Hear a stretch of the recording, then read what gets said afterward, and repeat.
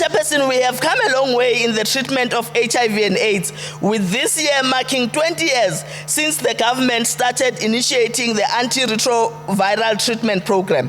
Over the past 5 years, the treatment for HIV has significantly improved under the current leadership. In 2009, the province had just more than 109,000 patients on ART. But the current number of people on treatment, as at the end of March 2024, stands at 1.56 million. The current highly efficient treatment regimen is now administered as a fixed dose combination, meaning 1 tablet per day for most HIV patients.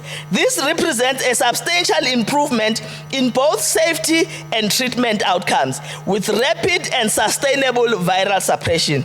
Impela kusafani nakuqala. Selilodwa kuphela iphilisi. Hayi bakwethu aswaginqeni amaphilisi ethu alisekho ihlazo manje. The UNAIDS has set targets on the management of HIV and AIDS when it comes to testing, treatment, and viral suppression rates. These targets are now put at 95%. This means 95% of the population must be tested for HIV and know their status. 95% of those who are HIV positive must be on treatment, and the last 95 speak to those on treatment must be virally suppressed. Previously, this target stood at 90% per category, but we've since moved on from that. Our target for the 24-25 financial year is to increase the numbers of individuals on ART to 1.67 million, based on the estimated 1.88 million people living with HIV according to the Tembisa model.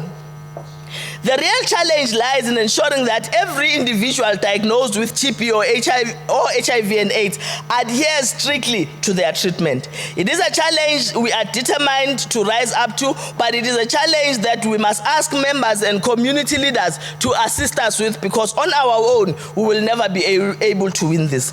In this regard, we will be strengthening our Welcome Back campaign, which will focus on re-engaging individuals who have previously accessed treatment but got lost along the way.